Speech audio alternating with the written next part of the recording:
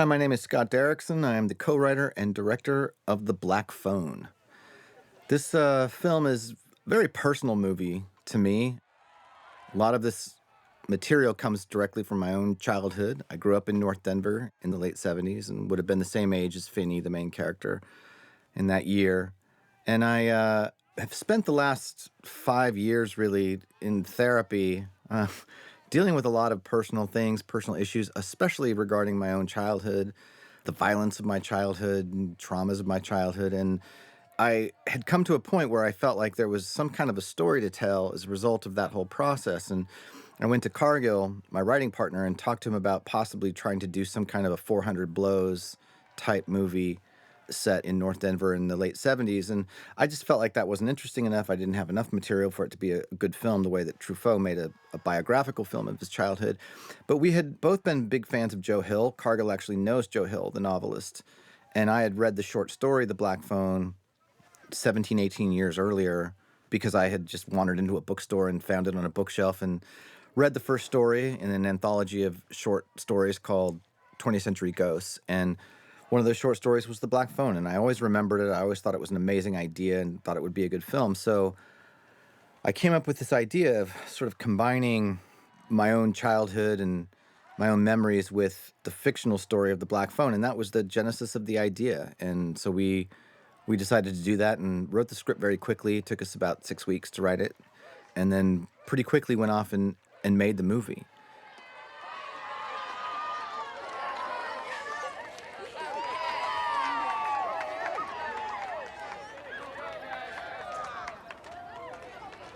The thing about North Denver in the late 70s is it was a violent place. I mean, it wasn't violent like, the South Bronx. It wasn't like growing up in Compton where people shot each other. It wasn't weapons, that sort of thing. But people fought a lot. There was a lot of bleeding, a lot of animal violence, weirdly. And there was something about that coupled with a lot of fear about serial killers because, at least for me personally, Ted Bundy had gone through Colorado killing women and had escaped in Colorado. I actually spoke to one of the Manson murderers on the telephone because my mom was a freelance book reviewer for the Denver Post. She did reviews for free, and she reviewed a Susan Atkins book, and I spoke to Susan Atkins on the phone when I was like 9.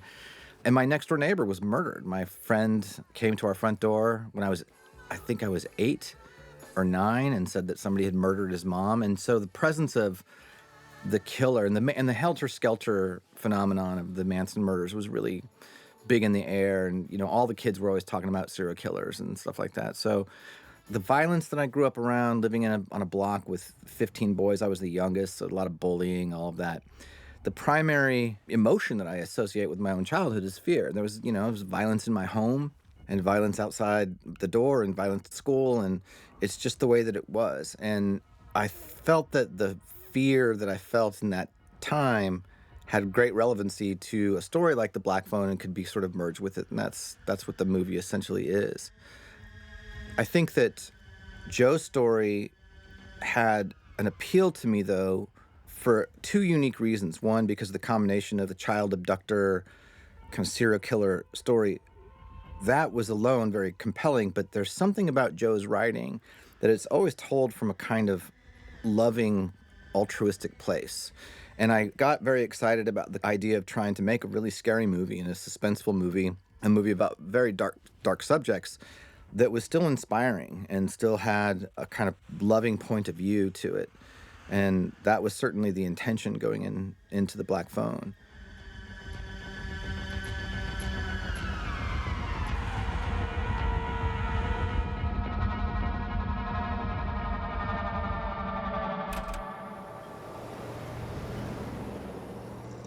This, feels a lot like what, my, the neighborhood was like that I grew up in. And my father was not an alcoholic. He was a very violent, very angry guy when I was little. But this particular alcoholism is more representative of a father who was my next door neighbor, one of my friend's fathers. And, he was a scary guy to me and was always really growly and, drank a lot and was drunk all the time. And the reality that the movie represents of abusive parenthood and neighborhood violence. It was just the norm at the time. It was something everybody got whipped, everybody got in fights. Because I was so small, I lost most of them, but I also witnessed a lot of them. I mean, everybody just fought. It was just the culture that we lived in.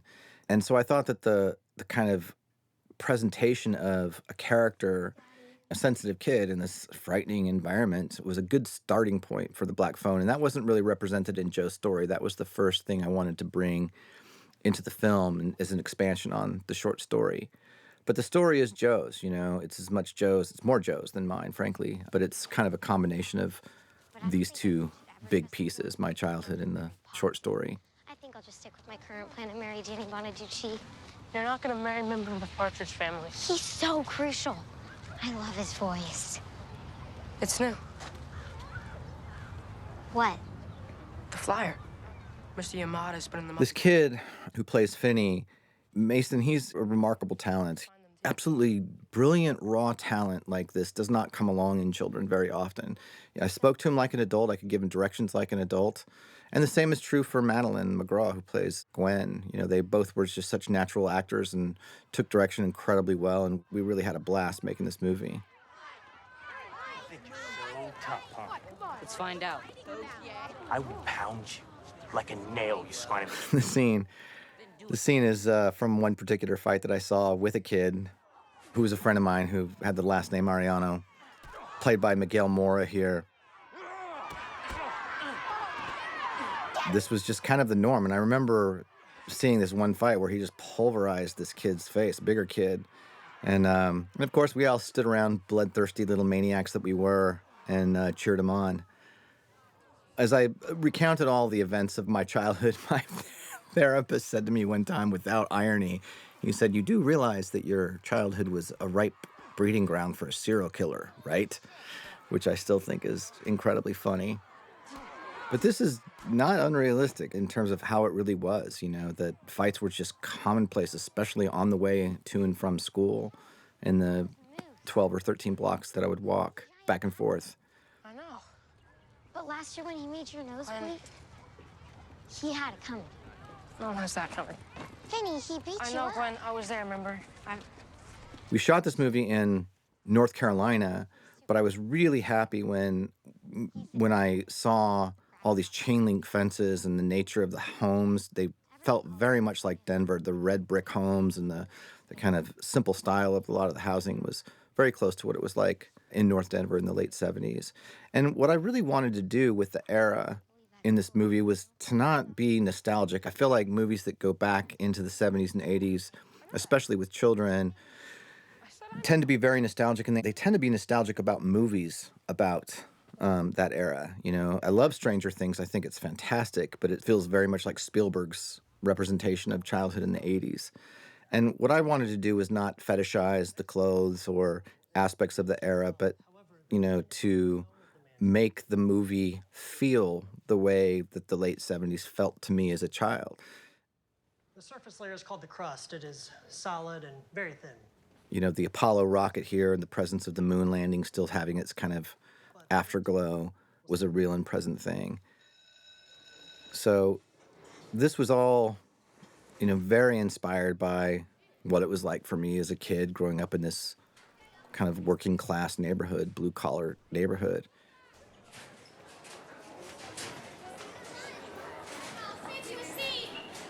And the bullies here, I was a bullied kid, like a lot of kids. And this scene, was one drawn directly from all of those experiences. I like the fact that Robin Ariano comes in here and, kind of equalizes the situation. But this, the bullying, first starts as verbal bullying here before there's any physical bullying that you see. And this kind of taunting. And I think this one redhead kid uses a homophobic slur here, which was very common in my experience as a kid. That's how I learned, the transference of that kind of bigotry happens in the bullying process. And this is a very realistic thing.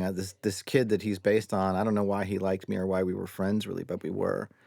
And some of the lines that we have in this bathroom are direct memories I have of things he says. When he says this whole thing about, I was going to wail on him a bit, but that wouldn't draw no blood. It's important to draw blood for the crowd. That was taken straight from my own memory. And I remember hearing it as a kid and being confused by it. Like, what are you talking about? It felt so alien to me, but he was my friend, and being his friend had its benefits, as we see in this scene here. And Miguel was a real find. He's got some real movie star quality.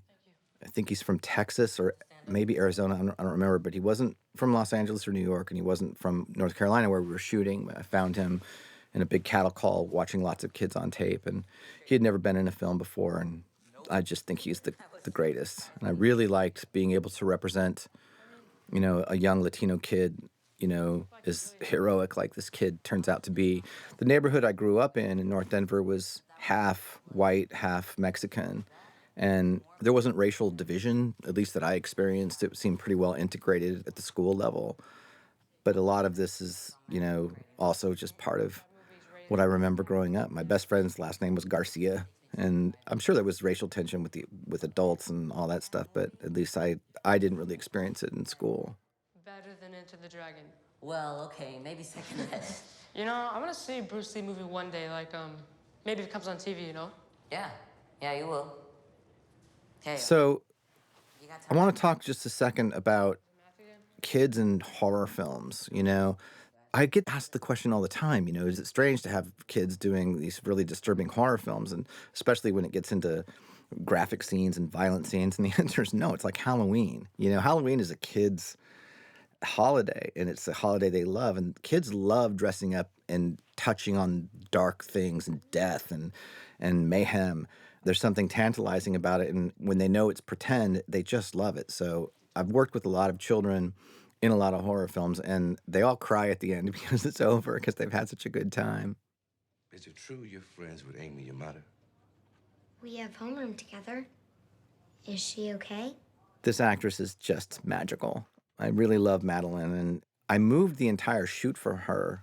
I found her and cast her in the role of Gwen, and it was during the pandemic, and I got the terrible news that she had to drop out of the movie because she was on, I think, a Disney show that had ramped back up after having closed down for the pandemic, and she had to go and finish out shooting for that show. So I went to Jason Blum and said, I can't shoot this movie without her. There's no one else who's going to play Gwen but her. And he said, well, what are you talking about? You want to push the whole movie to the new year? And I said, yeah, I do. And to his credit, Jason said, okay, if that's what you want to do, that's what you want to do. And I was willing to risk whatever that meant and willing to delay the whole production, I think 4 or 5 months, just for this actress. Either there's a leak in the department Or what? I'm the grabber? No. You think I could... She did this scene at the audition, and I burst out laughing when I saw this read, and that was when I knew this kid really knows how to do this character. And she's a complicated character, she's profane and strong, but she's also really sensitive and very spiritual. I love that this cop tries not to smile here. I told him to do that, and I thought he did just a great job. Sometimes my dreams are right. And that's really the introduction right there of the supernatural into the movie. There's a paranormal aspect to it, that she has these prophetic dreams. And in all the films that I do, I love to try to tell grounded stories with the fantastical laced within them in a kind of grounded way. I think the world and the universe is magical, and mysterious, and mystical, and representing these things, while they may not be as overt or as fanciful as what you get in, Sinister or Doctor Strange or Emily Rose or this movie. I feel that it connects with audiences because I think most people feel that way about the world. Most people are not strict materialists. Some people are. But even if you are, you can enjoy these films as kind of wish fulfillment, that there's more than just the material world. Or experience them and be grateful that there's no such thing as ghosts if you don't believe in those sort of things. I believe in ghosts because millions of people see them, I believe them really based on the evidence more than any belief system. But of course, I don't think they manifest themselves as clearly as they do in this movie.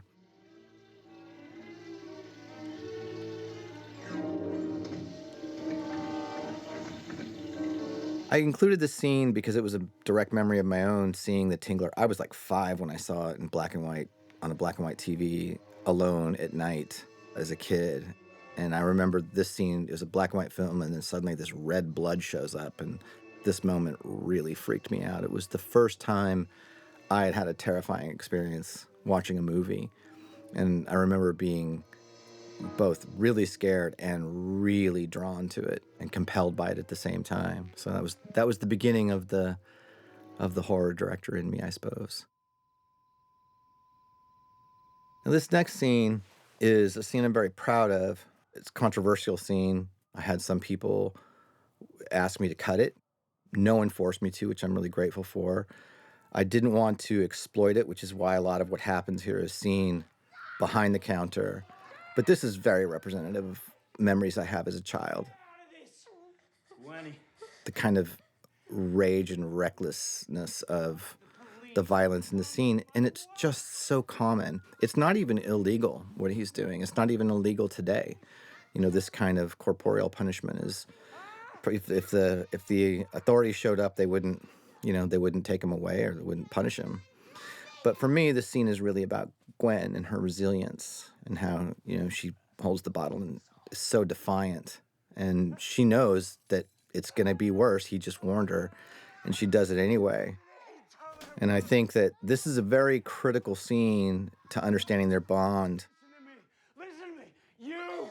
Madeline's performance here as Gwen is, and Jeremy Davies' performance too, they just really went for it in this scene. And, she's really crying here. And my favorite thing about this take, and probably my favorite single beat in the movie, is when she has to repeat, my dreams are only dreams here 3 times. And I didn't tell her to do this, but she says it 3 times, and the 3rd time she gets angry. And it's just so Gwen. My dreams are just dreams. And I think that throws him. He's just like, whoa, what happened? And that switch was just Madeline being in character. And, she really understood the complexity of Gwen and who she was. And as painful and unpleasant of a scene as this is to watch, I think that it was critical for the storytelling, because this is the scene where you recognize the strength of the bond between Finney and Gwen. And that's in many ways what the movie is about, is their commitment and loyalty to each other as siblings, the way that they protect and watch out for each other. And his willingness to even stare defiantly at his dad there is a big decision. And then the tenderness of this scene without dialogue. My writing partner, Cargill, was the one who suggested Davy and Goliath, which I remember, this kind of Christian anime or stop motion show that was on. But I really love this moment. I think at this point, we did pretty well in building these characters relatively quickly in their bond. This scene is very much taken again from my childhood, just the Safeway, department store that I grew up near. What happened behind that Safeway was never good. It was always fights and drugs and, but everybody ended up back there for some reason or another. And here's the kind of out of focus introduction of the grabber, just trying to build the mystery of the character.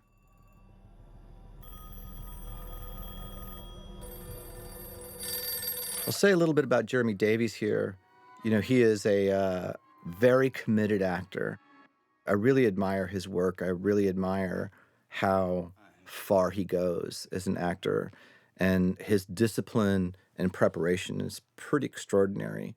I love actors, and anybody who's listened to other commentaries of mine knows that to me, really the ceiling for any film, for how good a film can be, is the performances and the characters as portrayed by actors. And I think my favorite thing about being a filmmaker is watching actors work and having them surprise you by doing things that are better than what you have in mind. And I think being a good director, it involves having the best version in your head, but always letting key crew members, whether it's the DP or the production designer, the sound guy, whoever, but especially the actors, letting them surprise you with better ideas than yours, And a lot of being a director is, I think, being accessible to people and welcoming and encouraging their creativity and recognizing when they've got something to contribute that's better than your own idea. And to me, that's where filmmaking becomes a not just a communal endeavor, but where filmmaking takes on a life of being bigger than the director. And I think directors, you can see a director's vision in almost any film or lack of it. It's a director's medium. I think I kind of believe in. I used to not say I didn't believe in the auteur theory, but I believe in it a bit more as I get older. Recognizing that a director's voice is just so present. A director's point of view is so present in almost anything that they make. But whether or not a film is bigger than the director, I think depends on that kind of openness and that willingness and desire to have the community of a filmmaking team contribute to making something bigger than anyone else.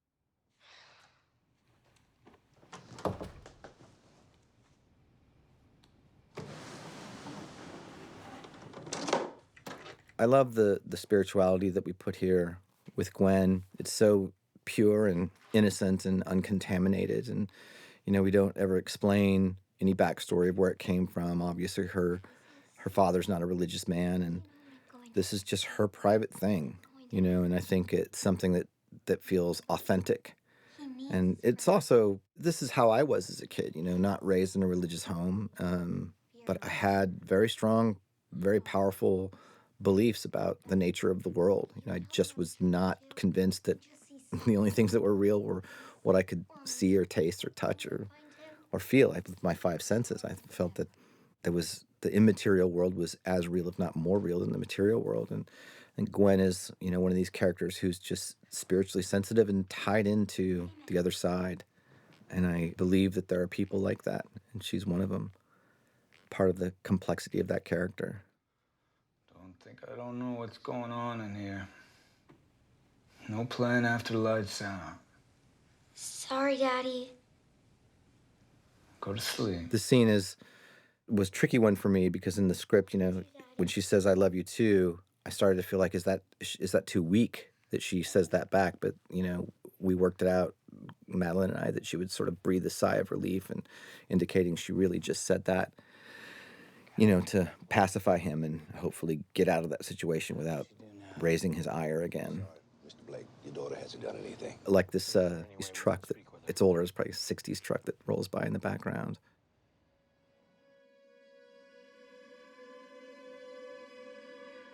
I'll say a bit about Brett, the cinematographer. This is a nice moment for him. I love the lighting in the scene. I love the look of the film established by Patty Podesta, the production designer, and Brett, my DP. Brett, I knew his work from Ready or Not. I thought he did a great job. And we really talked about having these moments of artistic flourish that weren't too repetitive or too overbearing in the movie, but having slow motion shots and what we did with the Super 8 footage.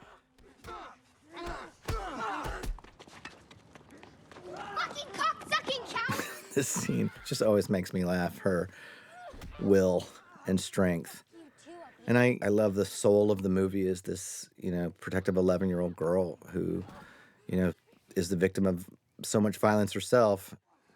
And even though this is probably more painful than the whipping, she's not rocked by it because it doesn't have emotional impact for her. And,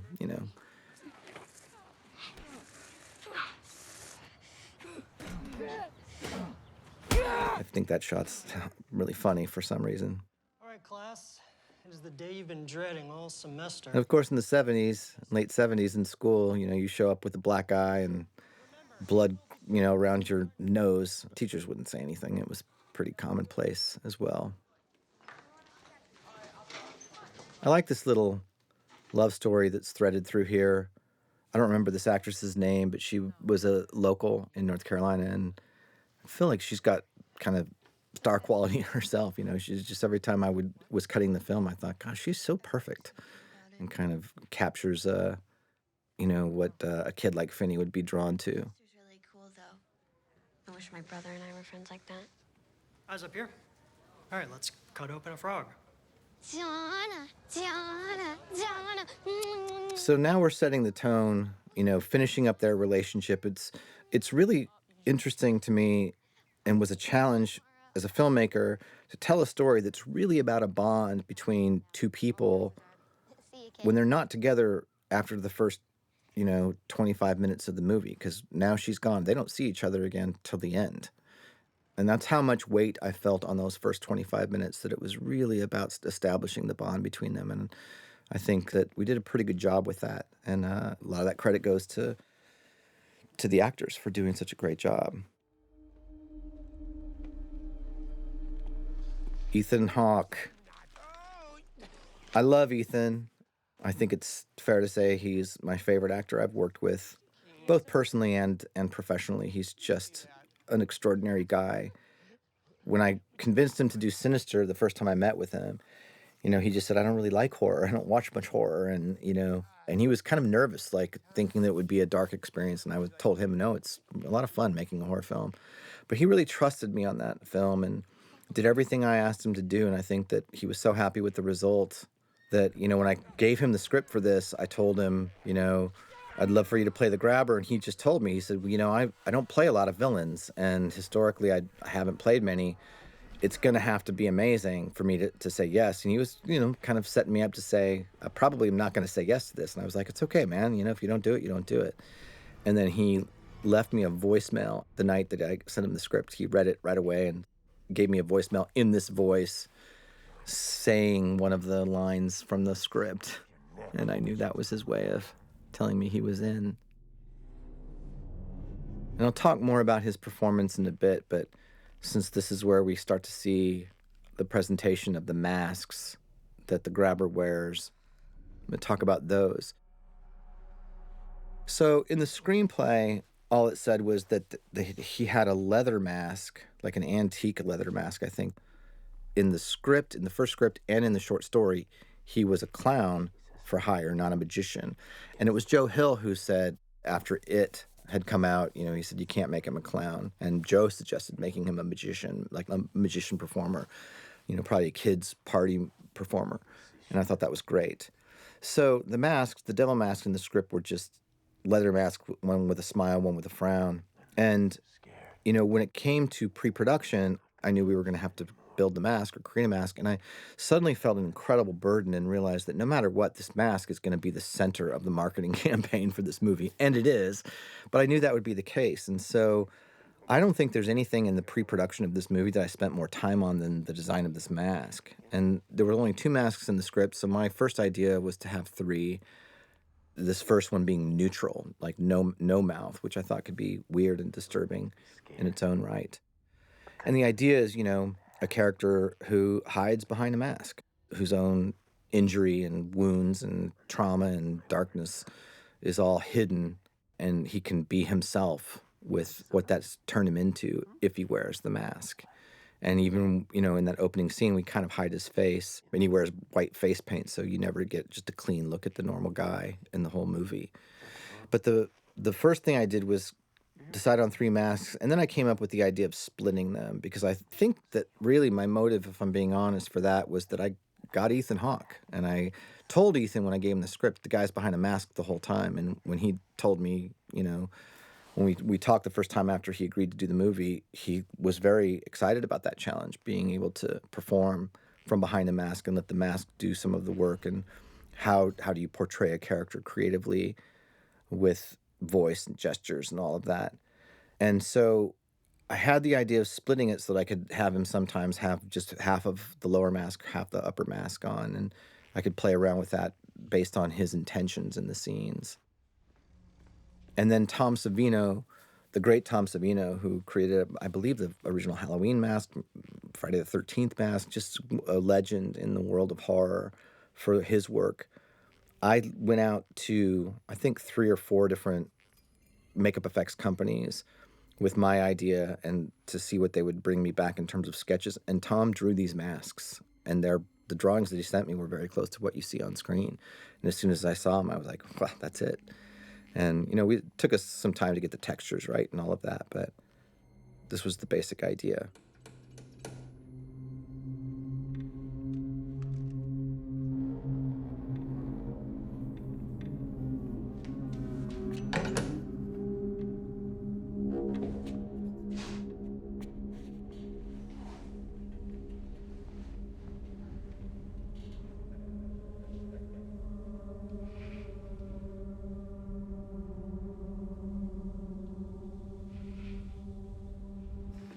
Gwenny, your dad's on the phone. Hi, Daddy. No, I haven't. Not since school. Talk a bit more about Patty Podesta's work as the production designer. I love Patty. I did the pilot for Snowpiercer with her and she did Hannibal, and I just had a real meeting of the minds with her on that project. And so I brought her into this, and, we saw eye to eye about everything. I think her design work is really, really great in terms of not fetishizing the era, but really capturing the feeling of the era. These were the priorities for me. And of course, the biggest challenge of this movie as a filmmaker for me was from this part of the film on, the majority of the movie takes place in a single room, in a basement, with a window that you can't see out of. And so I felt the burden of trying to make the movie visually interesting and not become repetitive or boring. And I'll leave it to every individual viewer to determine whether or not we succeeded at that. But one of the things that I decided to do in talking with Brett, my director of photography, was that I really wanted things in the basement to have kind of a different feel than the rest of the movie. And it took a lot of work to do this, but I basically said to Brett, I said, there's really two things that should be happening in the basement. One of them is the conversations between the grabber and Finney. And I said in those scenes, I want to play with the light, as you see here, where the reveal of the mask for the first time as the smile mask is here at a distance. The way the light functions off that mask is really eerie. We did a lot of camera tests to see where to place the lights, how high, how low, to try to get the maximum impact of them. But I said in these scenes, I really want to trust the actors, and I don't want to move the camera, no push-ins, no, tracking shots, but to trust writing and acting. And I think it works really well to draw the viewer in by not getting in the way of what they're doing, and to kind of keep the point of view at a distance a bit so that we're feeling Finney's experience, this guy across the room. If someone's upstairs, they'll hear me. No, he won't. Not with the door shut. He? And then, of course, when you've got an actor like Ethan Hawke and you've got a kid like Mason Thames, it's just amazing to watch them do what they do. Myself. So shout if you like. You won't bother anyone. Ethan and I didn't talk a lot about this character. I really trust him as an actor. I told him a few things, but he showed up with an understanding of the grabber that was very complete, and he's very effortless on this set. He really slipped into it quickly and easily, and he did a lot of different versions for different takes, but as I was cutting them together, I felt like there was kind of a through line for this version of the grabber that seemed the most effective. Whoever's coming will see and ask why. This is where you really get the power of Savino's work. The shot of the grabber. And Ethan, that was a surprise to me when he spread his hands out like that. I just loved it. I really encourage people who watch this movie more than once to pay attention to Mason's performance of Finney. Every beat is right. Every beat is true. And he has an instinct that can't be taught, where he really processes every moment as it's happening. He really understands what his character is thinking and feeling in every scene. And the few times that he didn't seem to get that, I didn't have to give him much direction. I just would tell him, this is what is happening in his Finney's mind at this point. I would explain it to him like an adult, and he would do it perfectly. And I just don't think he misses a beat in this. No. So my first thought was let the mask and Ethan's performance and Finney's performance carry these dialogue scenes. But then I felt that, once we were into the sections of Finney by himself, that was a way that we could start to move the camera and start to become a bit more cinematic in our approach.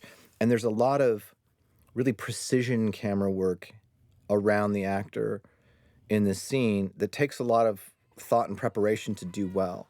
Because to do that, you have to have a reason for moving the camera. You have to have a reason for becoming more aggressive or more, not showy, but more fluid and present with camera movement. And if there's not a motivating factor within the scene for that movement, I think it can become very, very detracting. But we'll get into that in later scenes here.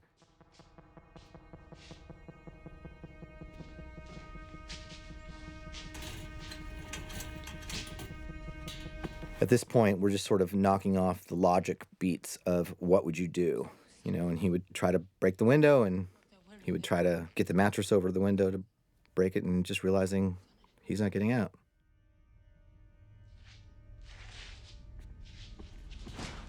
And, I just love his performance here. The feeling of realization really hitting him here feels very realistic to me. And again, you can't coach a kid into that.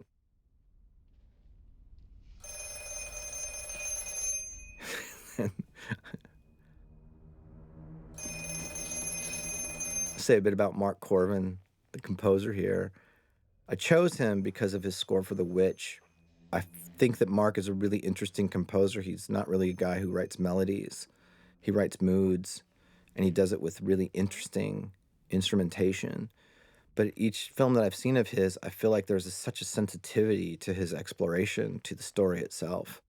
And he's not repeating himself. And when I sent him the script and talked to him on Zoom, he asked me, I don't know, maybe 5 minutes into the conversation, I just told him some of the things I was looking for. And he said, what do you want me to do on this movie? What kind of sound do you want me to create? And I thought, boy, that was a bold question. So I just said, I want the movie to sound like childhood fear, was my answer. And he paused for a moment and he said, I think I'm going to do this. Stop one. So this is precisely why I wanted The Mask to be versatile enough so that I could see Ethan's eyes at the times. There's a lot that's communicated in the scene with his looks and his glances, and especially at the end of the scene. And just his gestures, there's a kind of theatricality to the character, which I have always associated to him being a magician, a performer, and things that I think Ethan probably had his own reasons for, but it made sense to me. You're gonna feed me. Why'd you even come down here? Just to look at you. And here his eyes actually tear up as he's saying these very disturbing words to this child. And I told Finney that he understood what he was feeling, that this is a predator and that he's going to do terrible things to him. And that's why he has this frightened reaction there at the end.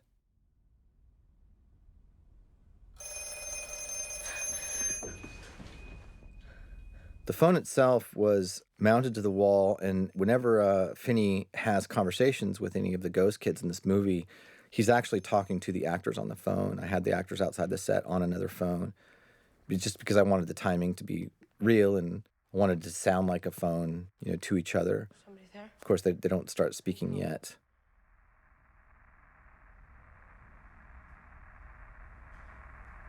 But this was the brilliance of Joe Hill's initial idea. I just felt that the concept of the dead victims of a child killer, reaching out to a living victim who hasn't been killed yet in an attempt to help him was a brilliant concept and very cinematic concept, and one that I hadn't seen before.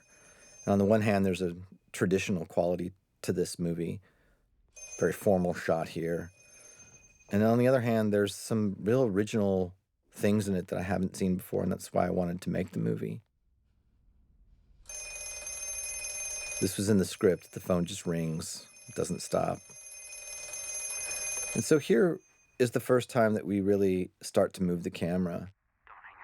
I felt that once the conversations with the ghost kids started, we were at a point where simple static shots inside the room, in the basement, could become too familiar and could become a bit tedious. So I stopped, for the most part, shooting the basement and shooting Finney within the basement compositionally, where we're really utilizing the visual space in a frame way. And I started to focus more on motion. And his little turn there is what sort of triggers the push in. And I really feel that audiences can feel when a camera movement isn't natural. But the way he turns into the camera and the camera just kind of slowly drifts around to see more of his face feels right. It feels natural. And I believe that, directing is having a sense of what's going to play for the audience and what's not going to play for them as organic and natural. And in this case, once this conversation started, I wanted to hold still because it's very creepy. It's the first time we're hearing a ghost kid on the phone. And, we need to get all the information. And I was very pleased when we tested the movie to see that the audience kind of leaned forward. You could feel the sense of excitement as this conversation started. Like, wow, this dead kid is talking to him on the phone. Okay. Dig down underneath the foundation. I tried, but there wasn't time for me to dig up and out the other side. And here he's planting the, all planted information for him. There's a push in, it's a pretty dramatic little motion, but that was the emotion of the feeling of rush that Finney had as he hung up and as he sort of realized he'd been given this task that might help him get away. This material was shot by Maggie Levin. I knew that when we were shooting that I was not going to have time to shoot everything because we only shot for 33 days. And so I tested the Super 8 footage with Brett, and then I sort of, not in all the scenes, but this scene in particular, she shot all of this, and I thought she did an outstanding job capturing the dreaminess of Gwen's nightmare of this happening. This is back to me and the main actors. I shot that. Little Easter egg is the number up in the corner is all fucked up. It's the address is the address that shows up later, but it's like upside down and out of order, in case anybody wanted to rewind and take a look at that. I love this scene. Boy, this really reminds me of being a kid too, the late night bike run for whatever reason. But this just shows Gwen's commitment to him and her, belief in the veracity of her own dream experiences that they are, in fact, telling and prophetic. And she's out looking for the door that she dreamed about. That's why she's staring at these homes, trying to see if she can see the place that was in her dreams. We built this set elevated so that we could dig this hole. So the whole set was on a 4-foot riser of some sort because, we'd make a lot with this hole. But I like these little montages, that are non-dialogue and cinema's visual storytelling first. And the shot design here, I think, really works, these little jump cuts. Brett and I storyboarded or shot listed every scene in the movie. The more complicated sequences we actually storyboarded, but most of them we just shot listed, and we would talk about the intention of the scene and come up with the very specific ways that we would be able to capture it. In this case, slow motion, non-dialogue. I think that even the script has no dialogue here. That it was all done with just these little looks that we know that she's talking about Finney, and these reaction shots just kind of say what needs to be said without hearing the actual language, which is always a good idea to do.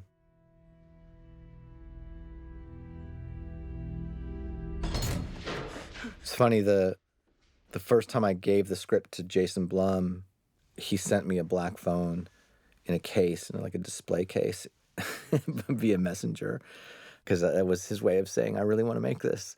And after the movie was finished and it had premiered, it played at a couple festivals and was well reviewed. And I moved into a new home. My home burned down in 2018, and so I moved into my first house, in I guess it was August of 2021. And the first house I'd lived in since 2018. And he had people come and install a black phone in the basement that worked. And I didn't know it. And I was just sitting in my living room, my new house, and I heard a phone ringing in the basement. And I was like, whoa, my God. And I went downstairs and I picked it up. There was no one there. I hung up. And when I picked it up again, it automatically dialed Jason's house, or his cell phone, I think. So every time I wanted to talk to Jason, I would just pick up that phone and it would dial him directly. I think it's still a live line, but I took it off of Jason's speed dial. Are you Bruce? Who's Bruce? I was just talking to Bruce. I don't know any Bruce. He's the baseball player. We don't play baseball here. It's too bad that the trailers show this particular moment. I understand that, studios and production companies have to do what they have to do to sell a movie, and I believe in that and support that. But boy, was it fun to watch an audience in this moment when they had no idea that we were going to see any of these ghost kids. It's a very effective jump scare. Not go. This kid is really great too. He was another local find in Wilmington, North Carolina. On the other side with that fucking belt. And I felt that the violence was important to represent on the kids, that they had been brutalized by the grabber, and sort of showing the aftermath. They look like they're dead in these sort of their dead state, and all their clothing is drained of color. It's sort of almost a black and white version of whatever it was. It's a Broncos jacket, an orange Denver Broncos jacket in the flashback scenes. It's now kind of the silverish gray. Hello? So I drained that color out of all the wardrobe. Hello?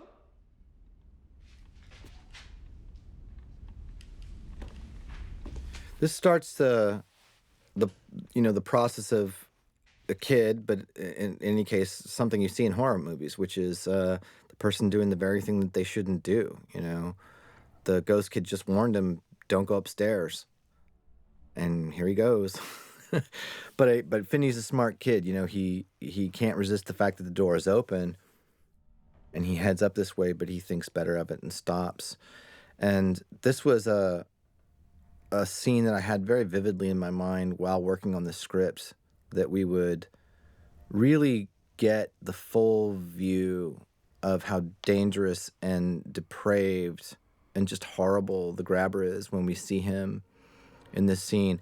I wasn't planning on having him shirtless, but when Ethan showed up to set, he was in extraordinary shape. So I was like, why don't we take your shirt off for this scene? It'll be even more disturbing. And he was game to do it. The leather belt, of course, is a reflection of Finney's dad, and that this sick maniac who tortures and kills kids uses the same instrument of choice as Finney's father did on Gwen. There's something about that I thought had power in terms of just the simple reality of domestic violence. And, I'm not a believer in corporeal punishment. I don't think medical studies support that it has much effect. A lot of people feel very passionate about it, that it's necessary. I don't think there's anything wrong with it to a limit, but the kind of excessive stuff that you see in this movie and that I grew up with was, not helpful. I don't think it really benefited or changed anybody. I remember seeing kids with bleeding welts on their back of their thighs from extension cords, in our neighborhood.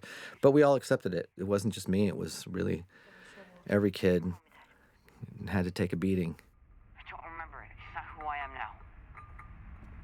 What do you want me to call you then? What do you remember? I told you. I was a paper boy.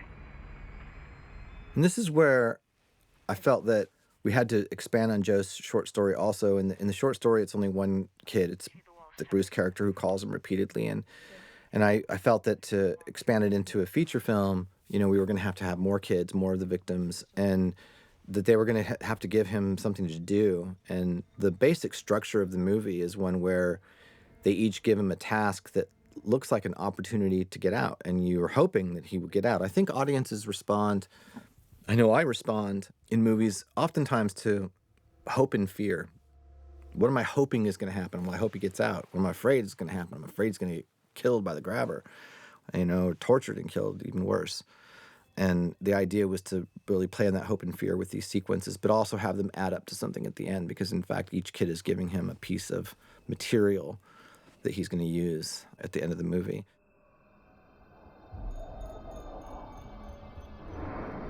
I love this stuff. We shot this.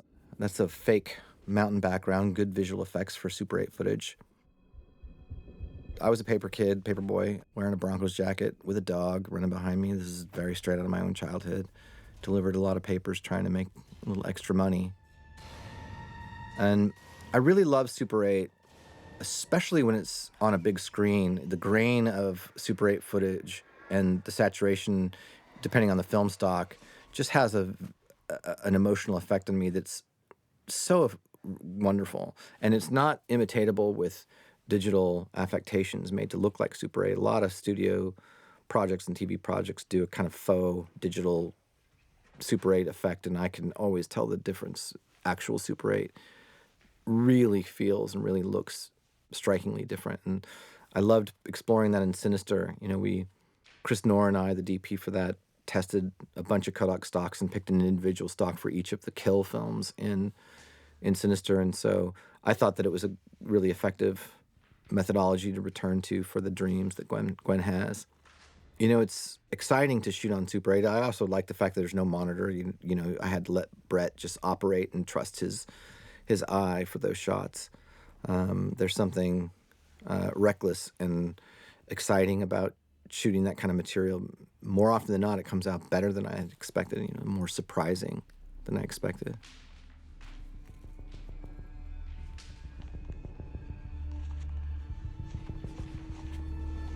The idea for each of these scenes is to really try to build some suspense, some hope that he can get out. When we tested the movie, which we did twice, the number one word that people used to describe the movie was suspenseful, which is great. You know, it is a horror film, but I kind of feel like it's a thriller, and a paranormal thriller at that, even more than it's a horror film, because it's relying much more on suspense and sustained suspense than it is on, you know, terror and inspiring actual fear in the audience. There's some of that too, but I think in terms of the genre, it probably veers a little more toward paranormal, supernatural thriller than it does straight horror. I think that's subjective, though. Everybody would probably have their own answer to that question.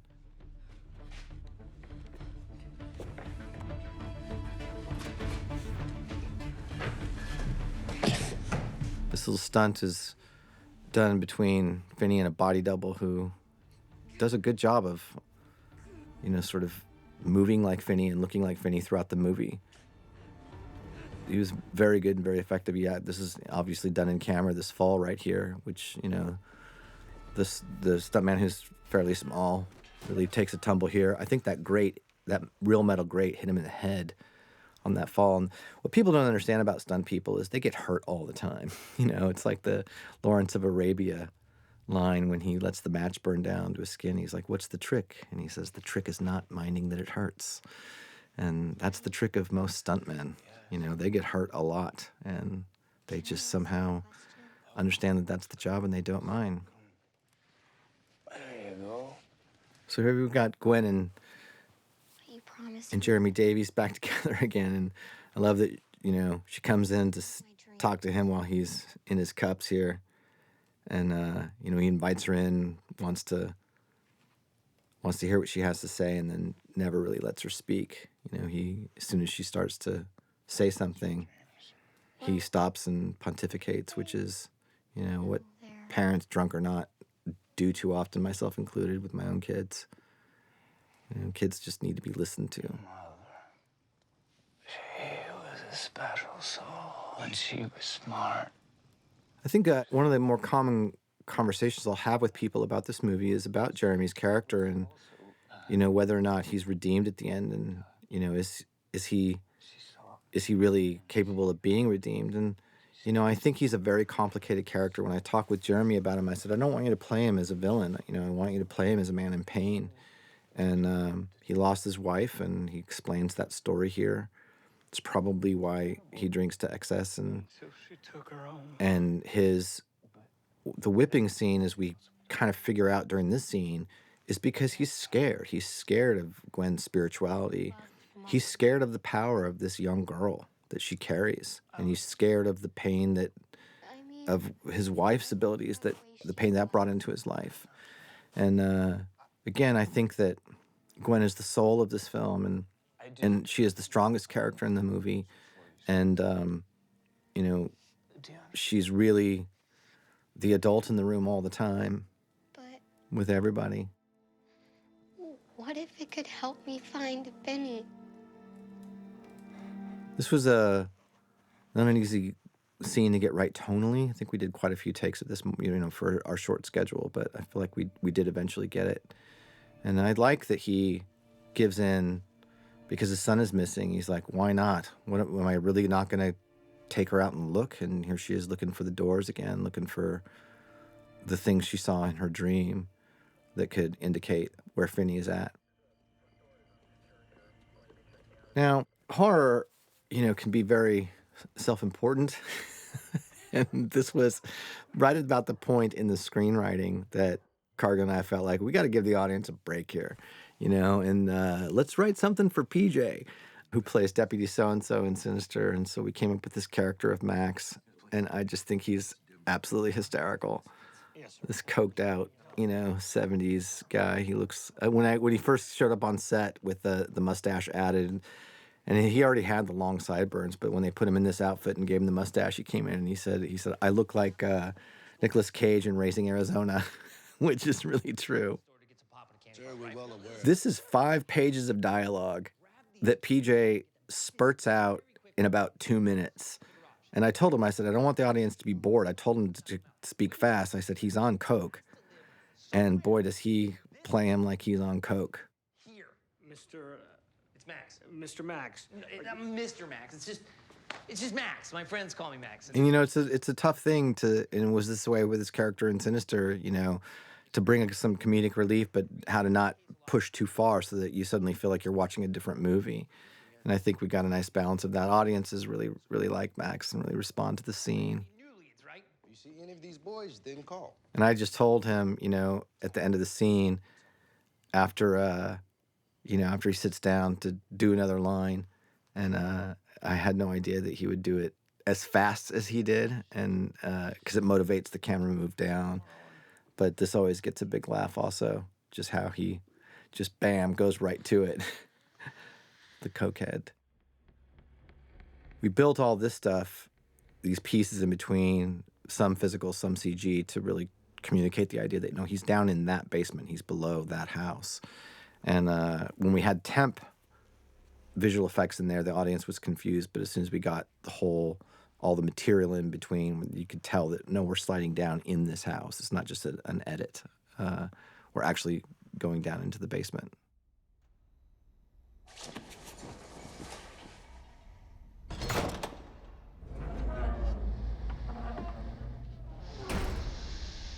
This is where, I wanted to play again with the mask. Now, we've seen the frown mask before, but Finney hasn't. And Brett did a good job of designing the entryway of this space in such a way that we could sort of hide Ethan as much or as little as we wanted to. And this was a moment when, even though we saw the frown mask during that shirtless push-in before, I wanted to be able to get the feeling, what it's like for Finney to see it for the first time and to see that he's angry. In the paper, they always print a nice big photo with all. And I love Ethan's performance here. He seems like he's drugged on something, that maybe he did some of those 70s Quaaludes or something. I'm not sure where he was coming from, but I remember being on set thinking, this feels really right for some reason. His flared, his flared corduroy pants there, and his hippie slur, and just his voice quality. I promise I won't tell anyone. These kind of moments with Mason are so natural, and I thought he did a great job while we were shooting, but it wasn't until we edited everything together that I realized how pitch perfect he is. I'll say it again, I don't think he has a bad beat in the film.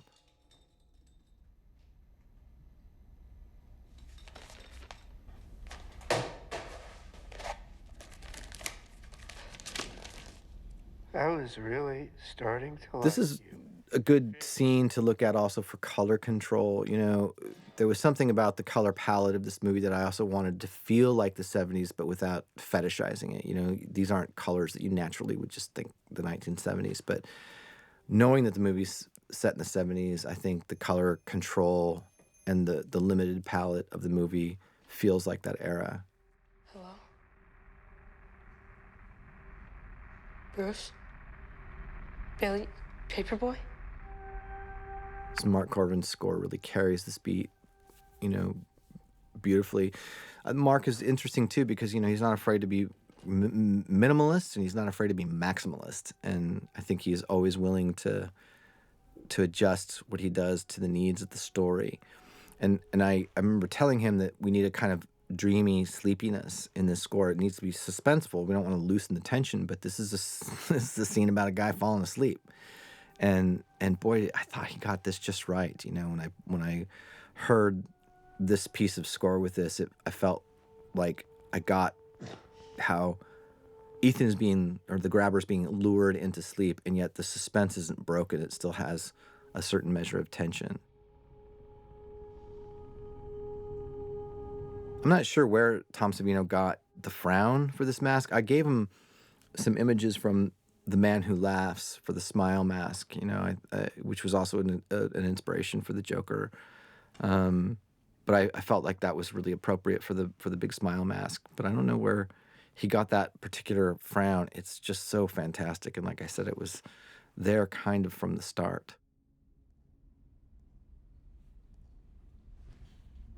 I like to push the darkness as much as I can in places. And in here, this is a pretty dim scene for a major theatrical release movie. But this little rocket light that was invented by our prop department, I thought was great because I think we actually used the rocket for this light, not a flashlight, because it was bright enough. And this is typical jump scare 101, sort of let everything drop out, let it get quiet. And you can feel that something's going to happen. You know it's going to happen. You may even know you're about to get some kind of a startle. But, it still works. And in this case, it's an image that is pretty horrible and pretty terrifying.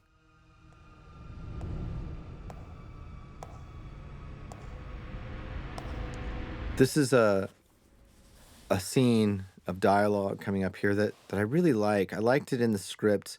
Cargill had written a line for this character, Griffin, that seems to really connect with a lot of people, just judging from the test screening and from conversations with people having seen the movie. A lot of people are really moved by him saying, nobody knew me. He's like, I didn't know you. He said, nobody did. Nobody knew me. And he says something along the lines of, nobody knows your name, and then one day everybody knows your name because something terrible has happened to you. He thinks this might be it, Dad? This is a good example of trying to keep the dynamism of the visual storytelling going. And Mason does a great job here because I just told him, I was like, I'm going to do a push in for this conversation. You got to pace. And he really managed to make it feel natural. And the pacing is what motivates the movement. And Mason's doing great performances here, talking in real time to this excellent North Carolina actor kid, and sort of closing in, pacing shorter and shorter steps. And I thought that in the script, this bit about playing naughty game was so disturbing that I really wanted to get in to the closest shot of the movie and be on his face when he hears about it. To play the game, if you don't play, he can't win. What game? Naughty Boy. If you don't play Naughty Boy, the grabber can't beat you. And of course, the naughty boy is, when Finney does something wrong, tries to escape whatever, then he's being a naughty boy, and then he gets to be beaten and cut up with that belt, and and the physical punishment begins. The grabber is essentially a sadist. Yeah, he's a pedophile, but he's, I think, a sadist, valuing suffering and torture more than anything. It's my view anyway. I think he does a lot of things to these kids, but I felt the specifics of that were better left to the imagination of the audience than trying to explain any of it. The door is still unlocked. There's a nice push in there again when he says the door is unlocked. The rush of excitement that Finney feels is motivating that move. That there's a padlock and he can unlock it, and he needs the combination. I don't remember. Griffin. I remember being afraid I'd forget it. That's why I wrote it down.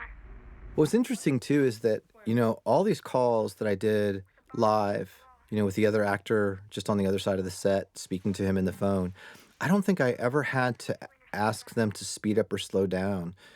All these kids just had a very sensitive, perfect feeling for how the conversation was supposed to function in terms of timing.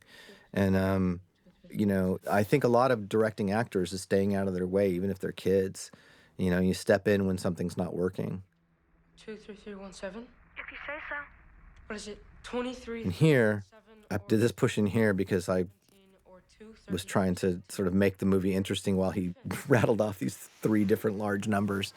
And just, again, the kind of precision camera work, I think also gives the audience a feeling of control in the storytelling. They feel like they're in good hands. when there's that kind of elegant movement, but done with discipline and motivation, and it's not there for just no reason. And you're not trying to distract the audience with anything fanciful or show off. It's just how to best tell the particular story.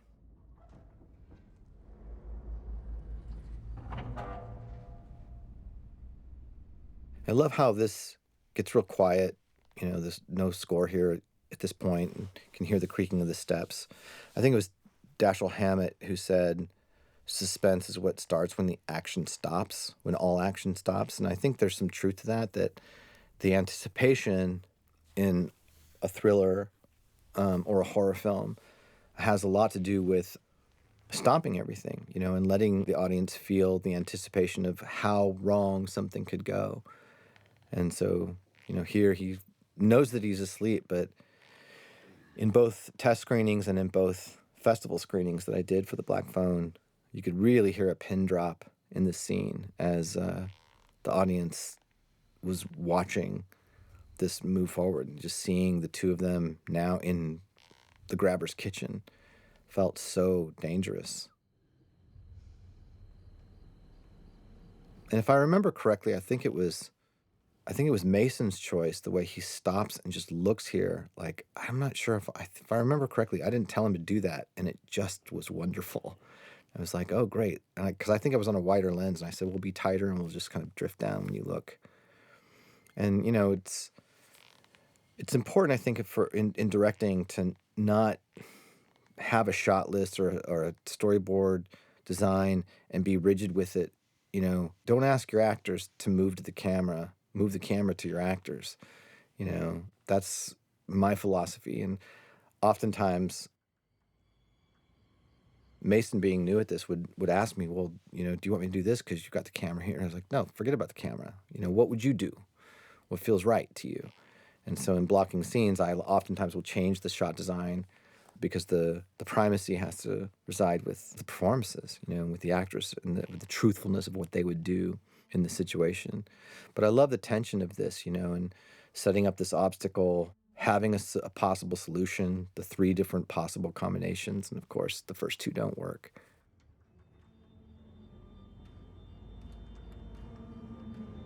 This shot is really wonderful. A little rack focus because of the lines in the safety glass. And there's Samson barking away, wakes him up. I love Ethan pulling this mask off and just, you know, with all that long hair and the intensity in his eyes when he realizes what's happening, and he's off. And this scene is fun. The action scenes, the kids love more than anything. Gwen said her favorite scene was the fight scene where she got to hit the head with a rock and get kicked in the mouth and say all those vulgar words. There were no stunt guys, I don't think, for this. This is all Ethan and Mason.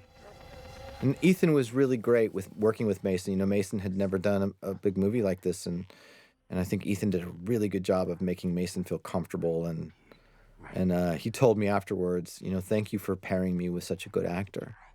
Didn't even say young actor, just such a good actor, speaking of Mason, you know, because I think Ethan knew that we had shot a lot of good material, and that what was transpiring between him and Mason in all of these scenes was in fact truthful and effective. Boy, these homes look like the homes I grew up around. Nighty-night, naughty boy. This shot here and the ADR line that we hear the shot was already in there, but that line was added later because the audience, when we first tested it, was a bit confused about Max actually being upstairs while the grabber was there. And we just dropped that little line in there, and no problem anymore. This is just one of my favorite moments in this movie, you know. Jesus, what the fuck? It's very funny. It always gets a big laugh, but I also just love her heart, you know. She's got a real relationship with God and isn't afraid to be herself and bring even her 11-year-old, you know, profane way of speaking and anger. You've been giving me these dreams. This is what prayer should be like.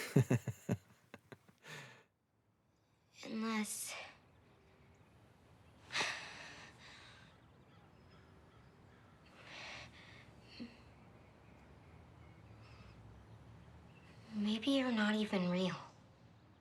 You know, I just pause for that moment because I really get lost watching these kids perform. You know, they really feel things. They feel so deeply. And there was so much joy on this set from these actors. But boy, when it came time to do any take, I could feel the powerful emotions, you know, young emotions really present. And both of them needed time before a few takes, especially the whipping scene and the scene when Finney cries at the end. And they were smart enough and had enough self-instinct to know that they would need a minute or two to get into an emotional space to do those scenes. And that's what great actors do. This character is based on a kid I knew in middle school who everybody knew and everybody was scared of. And I won't say his name in case anybody else remembers him from North Denver. I think, you know, I don't even know if he's still alive. I saw him in real life just destroy another kid, left him bleeding over a fence. And then I saw him fight with a teacher while I was in the class. Literally got in a fight with a teacher and had to be dragged out of the classroom. And he played pinball at the local stop and go, which we called Rip and Run. And he looked like this. He just looked like a young Robert Plant, you know. The last time I saw him, he was being carried unconscious by a uniformed police officer out of a house. And I don't know whatever happened to him.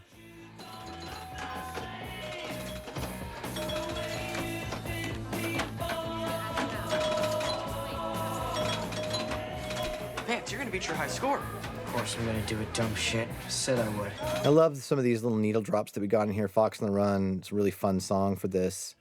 And this is all, you know, we don't know it yet, but this is all sort of the beginning of a dream. The way that we conceptualize this with Brett, this is my son Dashiell getting the first hit here. That's him. He's a great actor. Didn't have a part for him because he's too old, but he seemed appropriate for this. So the idea was that Gwen was falling asleep and sort of having a memory at first of something she had seen, and as it goes from the video footage into Super 8 here. And as it goes into Super 8, the idea is that it's, you know, I don't expect the audience to consciously understand that, but it's just sort of drifting into the dream now. And that this is an event that really happened, that there was really a fight, but now the dream has taken over. And there's the carving of this number, this mysterious number, which turns out to be the address of the house that she keeps dreaming about. And this is one of my favorite shots in the film. I showed the cops, I think, the Panama video by Van Halen when they were dragging David Lee Roth out of a hotel room in a towel. I just loved the way he was sort of leaning back and resisting, and I had this young actor and the cops do kind of the same thing. Here comes Madeline in all her boldness and glory. And Gwen gets in the car. And, you know, I wrote these pages, and I remember turning them into Cargill. When he read them, he was like, where's he going? Like, he was like, I had no idea what was happening. I said, I think that's good. You know, and then we sort of find that we're actually in a dream, and that this conversation over the radio is an overlap with the actual dialogue that we heard in the basement. Do you even know who you are? I'm Finney Blake. Hell, nice to fucking meet you, Finney Blake. Right. And this is just Gwen absorbing the reality of something that's really happening to Finney through her dreams. Your pathetic little... All feels very surreal and prescient and kind of pieced together. Fred Thorvall, who edited Sinister, did this movie also, and I really love the way he cuts some of these little invisible cuts, jump cuts, and speed ups, especially with Super 8 like that. That's all Fred. And he is very, very elegant, very, very thoughtful editor, always working from a position of character. A good editor really, I think, takes time to become familiar with the material, which Fred does, and then cuts from a position of character first, story second, and then the aesthetics third. And Fred always seems to work that way.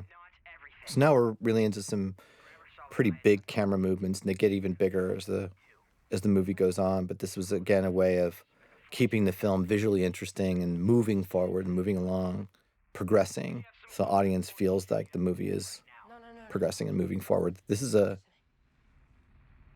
I think 3 pages of dialogue. It's a shot that's over a minute long.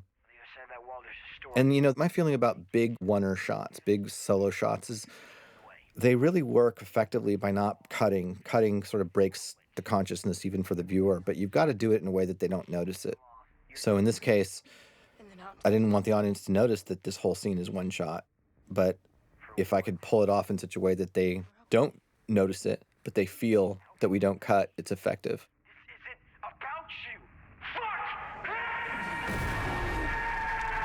It was a surprisingly difficult little visual effect shot that we did there, but I think it turned out all right.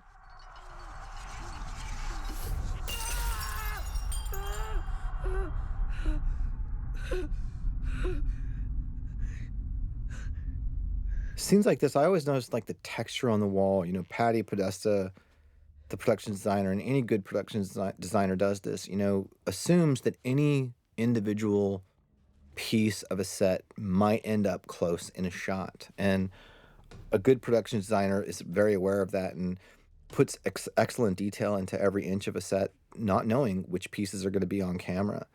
And, you know, I had no idea some of the places that we were going to be up against the set close. I didn't know how often we would be against the wall, for example, next to the black phone. And thank God for, you know, talent like that and commitment like that to make everything really detailed and textural and realistic.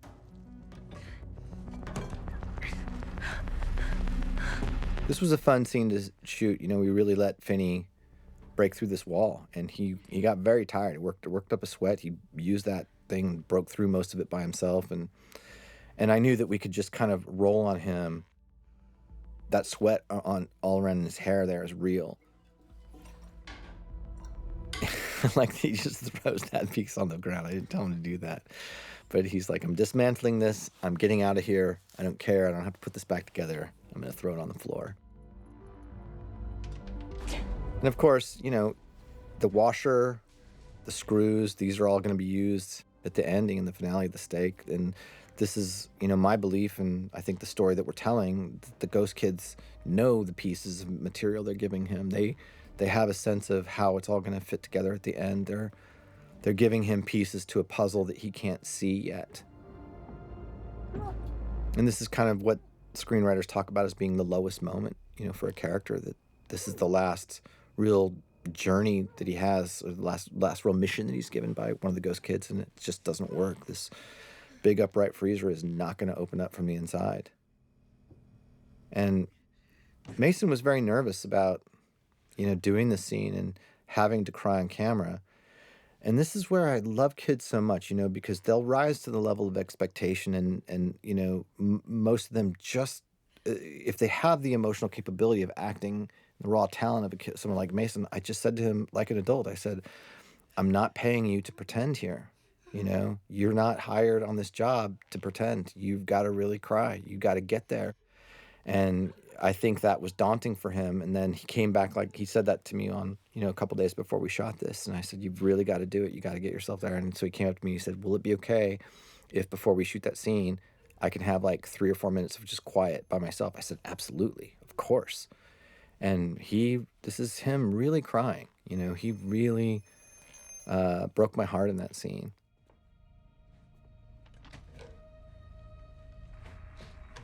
And of course, this is the point where Miguel kind of steals the movie.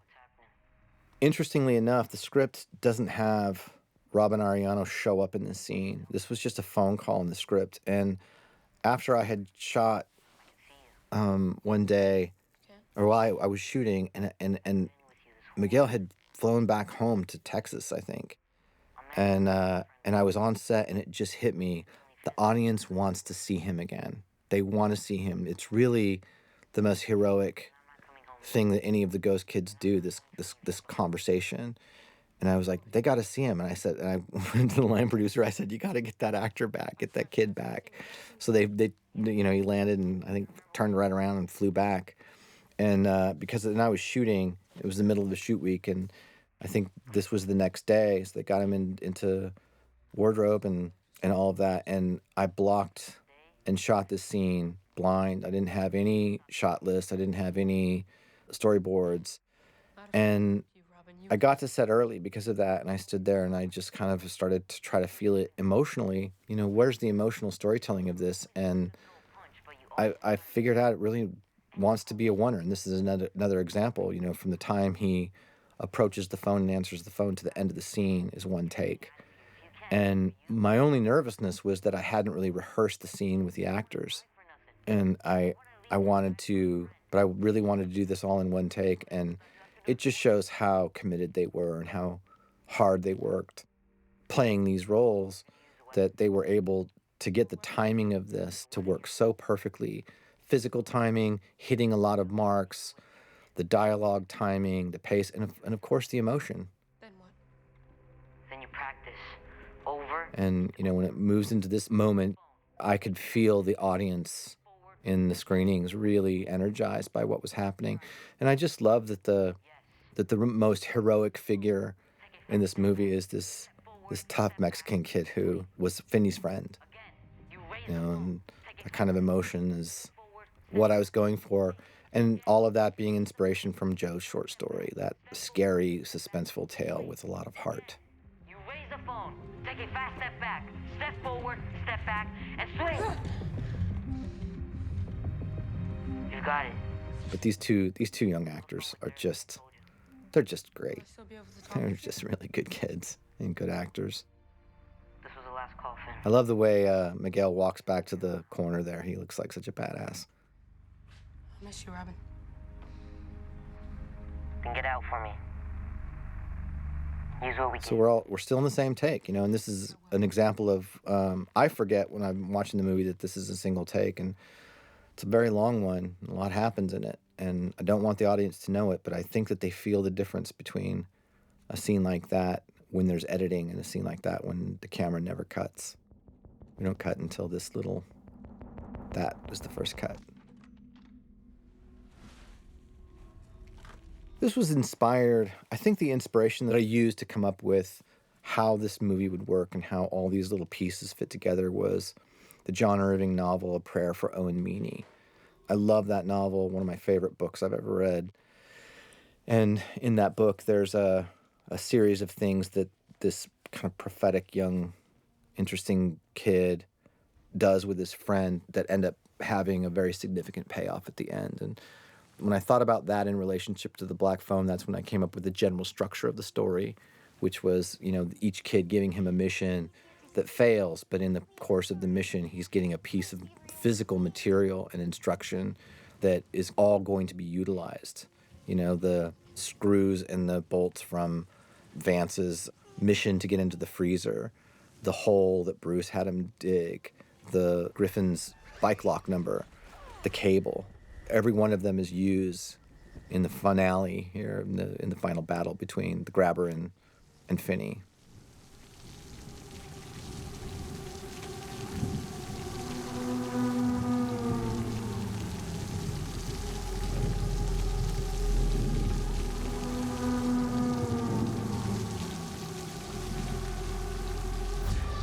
And there's the address that she sees. She puts us all together. This was a very unpleasant shoot here on this. A lot of this is real rain. It would kind of come and go. So some of this is real and some of it's fake and some of it's CG because it would rain off and on. But I remember it was very swampy and dirty.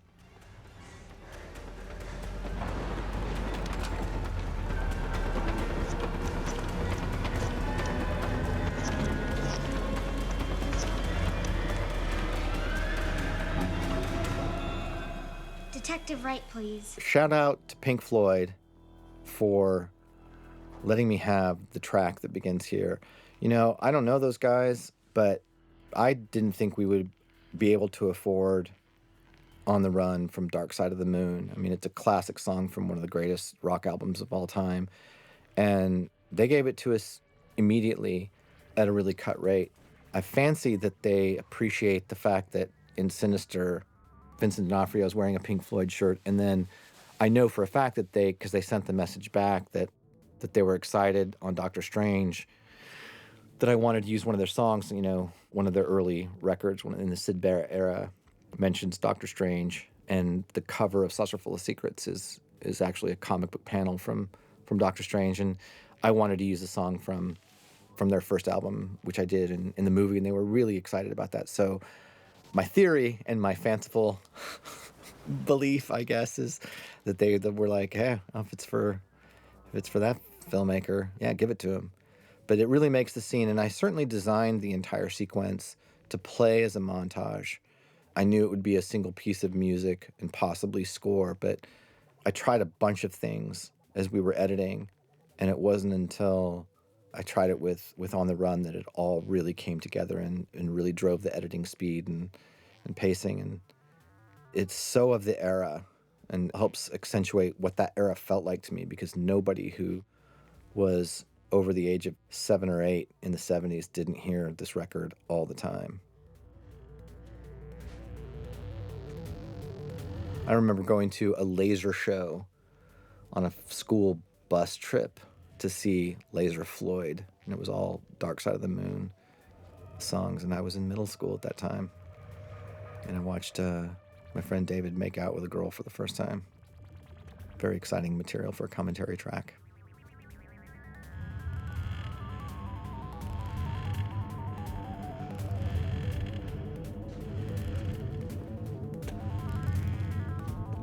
This little moment here was in the script, but I like the idea that, you know, he knows he's coming and he puts this rocket up there, which is kind of symbolic of his childhood and, you know, letting go of his childhood and moving into adulthood. And this is a coming of age story. I don't ascribe to a lot of, you know, sort of macho ideas about manhood. And, you know, I've tried to teach my boys to be real men, which I think is not about violence. It's about, you know, love and commitment and strength and discipline, things like that. But I really like the idea that, you know, Finney is stepping from childhood into manhood in this story. And like Sam Peckinpah's movies about sort of, you know, this transition into manhood, there's sometimes violence and trauma involved with that. Hey, no, don't worry about it. We can talk about this. That was a very difficult special effect to do there. You know, I looked at the whole history of cinema, and there just weren't any real shots of an axe going into a head on camera. So we had to do we had to build a model of his head, and there was a lot of CG in that shot, and they had to do several different passes. It was surprisingly complicated for how fast it actually happens. I'd never seen it before today, except in my dreams. The tree, the door, the address, the gate, every detail. And just on another word about, you know, the coming of age story here. You know, I think that The Black Phone is essentially about childhood trauma and the trauma of being a child. And in this case, this very highly heightened, terrible thing that happens to him. And but it's also about the resiliency of children. You know, Gwen's resilience in the face of her father's beating, which, you know, that's not the only one she's gotten.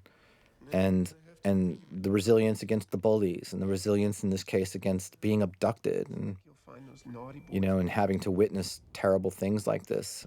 Children are resilient, and I think that everyone has to reckon with their own childhood trauma in some ways, but it's also a message for adults. We have to reckon with our adult trauma too, and I think that how we face up to the fear and pain of our own traumatic experiences is one of the most defining things about our lives. The story of our lives is how we allow pain and suffering to push us either toward terrible things, you know, addictions and escapism and abuse of others, or we let it push us toward growth. And there was a lot of thinking about that very thing in the writing of The Black Phone for me, and tying a lot of that onto my own history. And that's why it feels like such a personal film.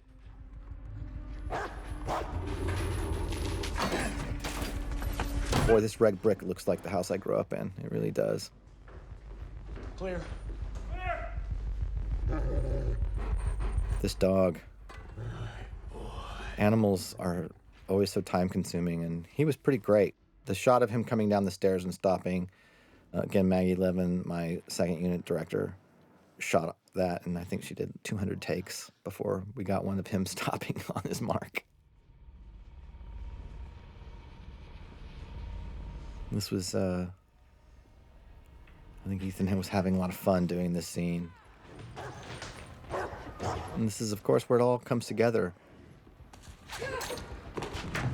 I really admire Ethan's commitment here. That shot, by the way, of the foot breaking is the only reshoot that we did for the movie. There was a shot that we had of the leg kind of going down, but it just wasn't, we weren't getting any kind of graphic image and no audience response for it. And I felt like it was a story point, because I think you wonder, where's the grate? The grate came off. What do you do with the grate? And that being part of the magic of the setup of this ending by the Ghost Kids.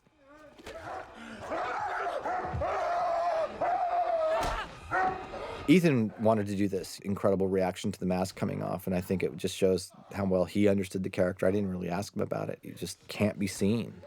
Plainly, he is not capable of being looked at directly without his mask on or with something over his face, at least not by his victims.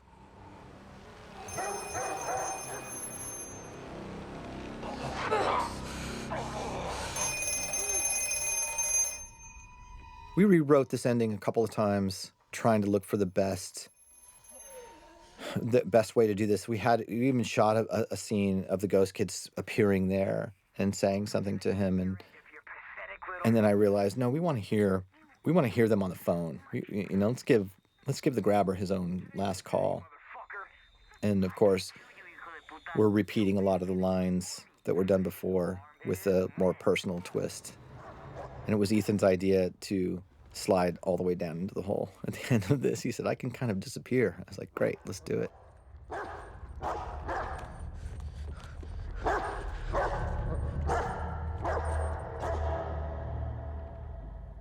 Wait! There was some audience confusion when we first tested this movie about the two homes, and we added a couple of lines and a couple of distinctions, and there didn't seem to be any confusion anymore. But I really believe that in the test screening process for two reasons. I don't believe in numbers. I don't believe in, if you get scored this movie this high, the movie's good. If you score low, the movie's bad. I don't care about the scores of a movie test audience. The value of a test audience and the importance of a test audience is to see what confuses them. That's the most important thing, to see what they don't understand. And it's always something that you never expected.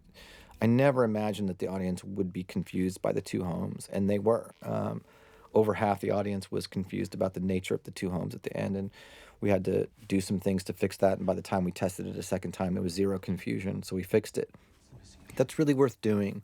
I also think it's valuable to see just if an audience gets restless, and especially in the beginning, they're bored, they're not engaging soon enough. I think that has value. Certainly unintentional laughter. I've had quite a few times of sitting there with an audience and just thinking to myself, doggone it, I should have known that was gonna play funny and be stupid, So the test process can do you a lot of good as long as you don't put too much weight on just the number, because I've seen some great films that got very low numbers and some movies that I did not think were great that got high numbers. I think that's not so valuable.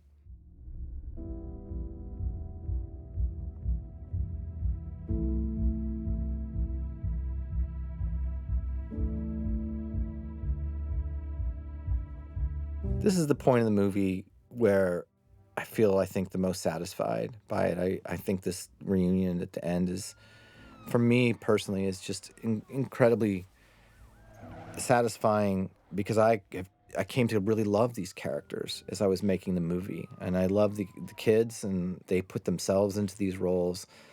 And there's something about Madeline's reaction here, seeing him, that always gets to me. I always feel, I'm not used to feeling any kind of emotional reaction to the things that I make.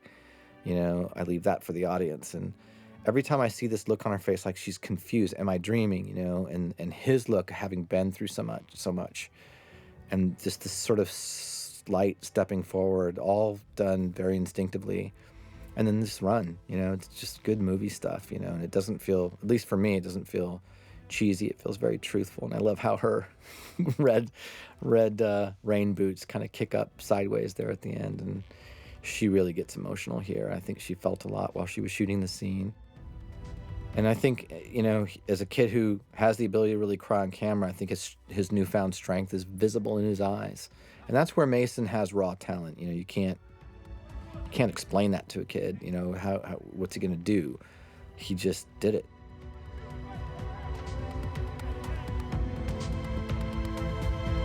And this is where, it's certainly the most hopeful film I've ever made.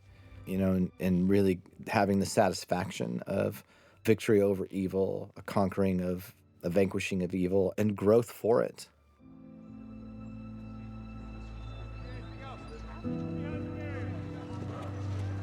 And this scene, there was conversations about the appropriateness of this scene too at the end, and like, are we letting this guy off too easy? And I said, of course not, you know. But the fact of the matter is, they got to go home with this guy. But I think the audience got it, you know. I think they got that this, you know, emotional reunion here is emotional for him. But when you watch Finney and Gwen, they're like, they're not. It's not like, oh my God, Dad, so good. Just thank God you're here. You know, instead, Gwen, you know, kind of comforts him the way he comforted her after the whipping scene. And these two kids got each other. And so they still have to go home with this guy. And I like that he asked for forgiveness. He knows he was wrong, and I hope for his redemption, but it's not done yet. That's sort of my take. This guy is a really interesting guy. He's 25-year police veteran from New York, and actually knew Ralph Sarchie, who was the cop that Deliver Us from Evil was based on. So I had a lot of good conversations with him about the NYPD, because I really got to know New York cops when I made that movie. One where he kept the victims while alive. And This voiceover right here was added to clarify the two homes issue. And this is a perfect example of like Finney or Mason, you know, playing Finney in a way that I just didn't have to give him any direction. I didn't tell him anything. He just knew how to walk in and walk this hallway a new man. And I love the little look he gives these guys, and just the ever slight hint of a smile right there. It's just pitch perfect. You know, I didn't tell him to do that. It's what good actors do, man. They just feel the truth of a moment. And back to this little love interest, this little C or D storyline. I'm a fan. And that's The Black Phone. Very grateful that anyone listened to this track, and I hope you enjoyed it. Hope you enjoyed the film. I'm going to say one last thing before I sign off. This end credit song, I'm very proud to have in the movie. I'm a big fan of the Brian Jonestown Massacre, probably my favorite current touring band or live band, Anton Newcomb. Anton and I have become social media friends, and Anton is basically the Brian Jonestown Massacre.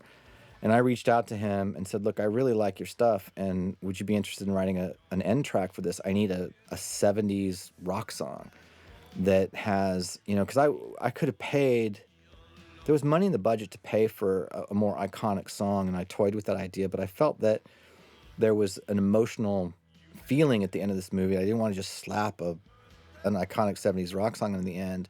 So he watched the movie and he said, I really like this film, I'll do it. And he did it for very little money. He wrote and recorded this song, and the lyrics are just pitch perfect, and the feeling of it feels like a classic 70s rock song. So much appreciation to Anton Newcomb for this last track. That's it. Thanks everybody for listening. And that's The Black Phone. Bye.